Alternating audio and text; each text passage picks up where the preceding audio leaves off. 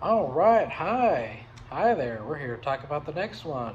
The next episode. We're here. Woo! Okay. So, this is the deal.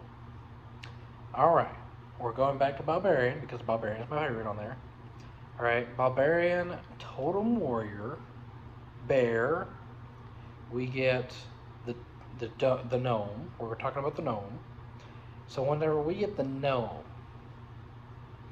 advantage to all magical things, right? So anything magical that comes your way, you're gonna have advantage against it.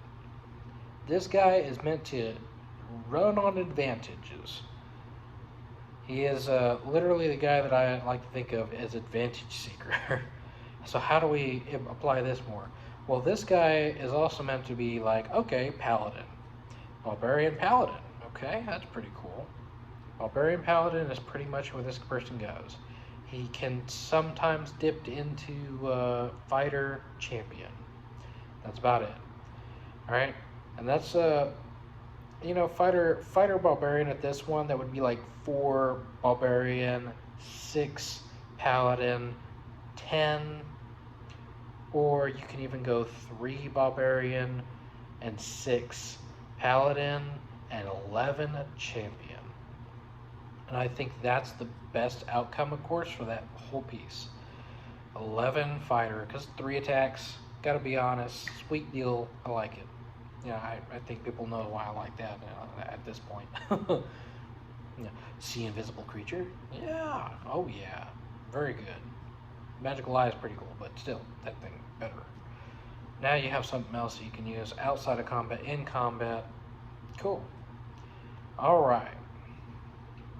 So how does this help us? It makes you extremely resilient to almost any, and which is going to be the most annoying character too, I think.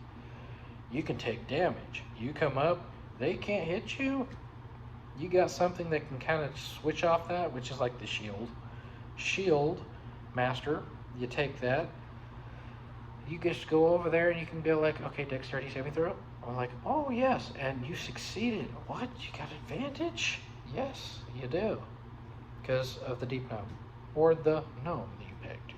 You'd have advantage. I was thinking magic, by the way, and I said, okay, curious thought. Because I don't know this rule or not, if it's a rule, but when a gnome itself, like a forest gnome or like a gnome itself in general, not a deep gnome, but a gnome, when it says and states magical, my, like spell magical stuff, curiosity got the better of me and says, so is like a magical weapon, is there anything that works with that? I'm not entirely sure if that just like, if that's a permanent thing or not, but I'm also not willing to count on it because I think it has to just involve spells cast on you and just be a saving throw from it. But it doesn't really matter considering that you have resistance, and even to those magical ones. You have resistance to everything except for psychic damage. So, how do we fix that? How do we fix that one thing?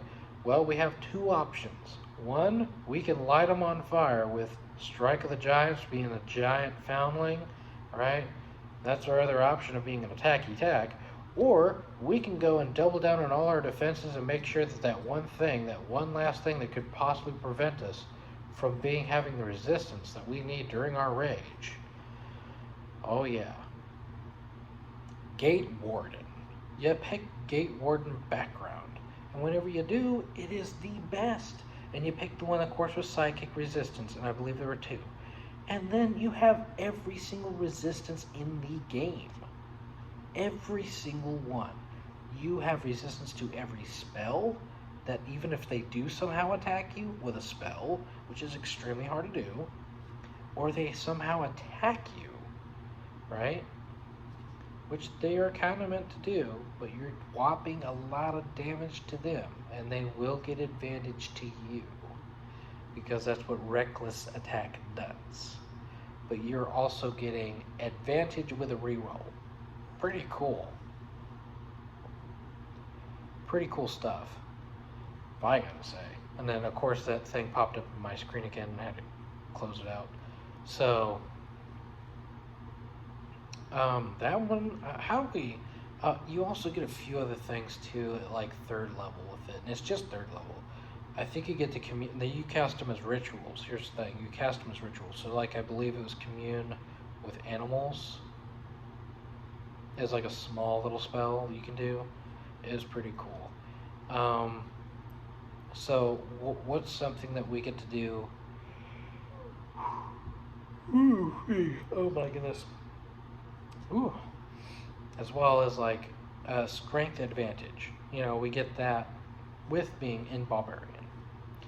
You know, and you think about the bear. Bear seems pretty cool and tough. Well, it kind of is. But now we're going back to that aura of, I think it was like an aura of protection there. But that stuff is the real thing that you need the boost. But what are we going to do for, you know, like I just want to point it out. What are we going to do for our oath as a paladin? Well, an oath as a paladin, I think, would probably be Oath of Conquest.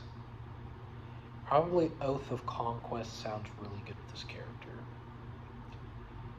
Maybe even the other one, having the commands and all that, that sounds really good too. I think that was Path of the Crown, or Oath of the Crown, I meant. What is another thing that we could possibly have for this character? He does do spells, obviously, in-game or out-game, whichever way, but there are other things that he can do, right? We don't necessarily need Path of the Giants. Of course, those are cool feats and stuff to do, but this guy is meant to be resilient, hard to hit, you know, like as in like being the meat stick, and also being the actual, you know, hitter. Hitting magical means and hitting with physical means. Now again, how do we make this a better guy? We go for Crusher. Crusher is just really good. Crusher works for spells and, you know, it's really cool. Get a giant ass maul. Hit him with it, and it's a 2d6. It's great. I would recommend that for everything. And if you wanted to make him even more better,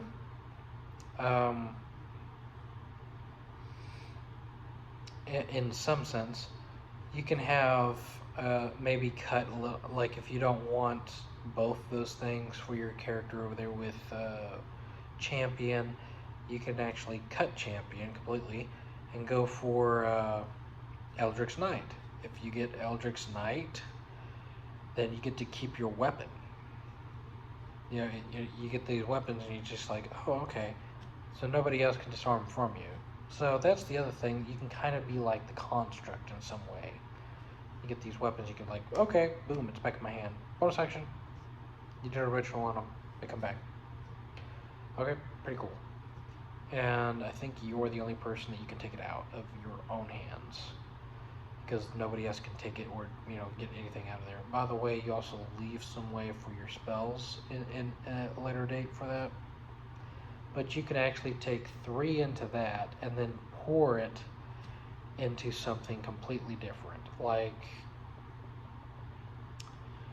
I don't know anybody that wants to miss out on the chance of champion, though. You know, 1920.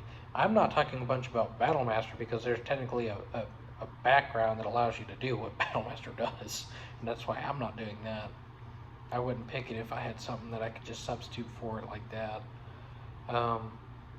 Which would be, of course, Giant Foundling, which is just amazing. It's primeval magic too. It's even better. You can just like, I have the power, you know, like crazy cool stuff. But in this case, we're finding the resistance. We're finding absolutely the most difficultest way that you can die. So we're going to put that in Rogue. All that in Rogue. Why would we do that? Well, you know what? You've got that last thing that everybody would absolutely despise whenever you're fighting a character of that magnitude. Assassin. Why would we have that? Uncanny dodge. Uncanny dodge. Great stuff. So how much would that be? 7 levels? You would already have evasion at that point. You wouldn't need a shield. That means you wouldn't need to have the ability to for that. 7th level with that one over there, and you can keep your barbarian in there. You don't have to pour it in there, so you get 3, 3, 6, and 7. And that's a lot of sneak attack damage too. Remember, it powers into it. Crits on those, crits on that. So anything that's a crit also works with your sneak attack. So the whole point is that you want crits. But if you take champion and then you just do assassin as well, this is a good thing. You could actually have all those including with it. And expertise, you know, sounds nice. Some stuff that would also kick up the game, kick some spice into it. Because, you know, obviously you'd have a fighter rogue is extremely potent in a game and really good. Now you have a fighter rogue barbarian, that's extremely dangerous. Now that we're going to talk in the next episode about. And I believe that would be episode 4. Alright, thank you so much for watching. Alright, stay safe. Alright, God bless.